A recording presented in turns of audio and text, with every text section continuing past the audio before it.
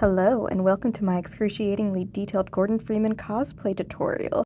In this part, we will be going over making the forearm armor. Just as with the bicep armor, I started off using Bro Navarro's pattern, but soon had to modify it once again, adjusting the placement of the curves for the front and back of the elbow, as well as lengthening the overall shape. Finally, I sketched out the placement of the forearm window, as well as where I wanted any of the divots to land. It was then time to start tracing.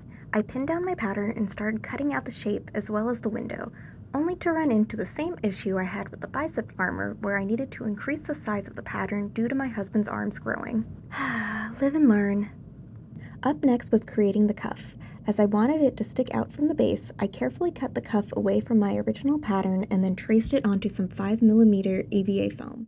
In addition, I noticed the peak of the cuff had some beveling, so I cut another piece out of 5mm foam before carefully beveling the edges with my Dremel. All that was left was to glue the cuff onto the base, then the beveled piece, and finally cut out these triangle divots before sanding them down. Speaking of divots, I also made sure to cut in all the line divots into my foam before moving on. The next item to tackle were what I call Gordon's wings. My mom gave me this big bag of kids' EVA foam blocks, and this block in particular had the perfect size and texture I needed. I cut out a small dart into my foam before placing a thin triangle section of the block into it. As the back jutted out into the interior of the armor, I made sure to trim this before continuing on. Now on to the window piece. For the hat pipe piece, I made use of these 20mm EVA foam half-round dowels. After settling on a shape I liked, I realized the pipe was at a slight angle based on reference images. As a result, I decided to place some pieces of 2mm foam on the bottom to help give more thickness at the bottom of the dowel. The final step was using some foam clay to clean up some of my cuts and sanding with 220 grit sandpaper. For the backing of the window, I made use of some 2mm craft foam. In order for the foam to be able to latch onto the base, I increased the overall size of the backing by 1 cm around the edges.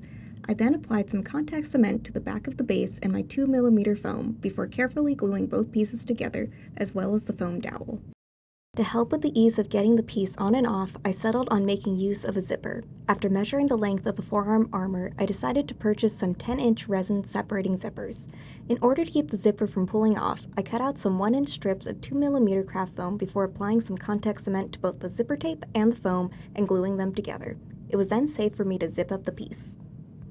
After heat sealing and forming, I had my husband briefly try on the armor in order to test some of the fit and feel. They were a hit! With the sizing confirmed, I moved on to my final step of cleaning up any seams or mistakes with foam clay, sanding it down with 220 grit sandpaper. And that's it! Tune in next time as I attempt to tackle Gordon's belt. Thanks!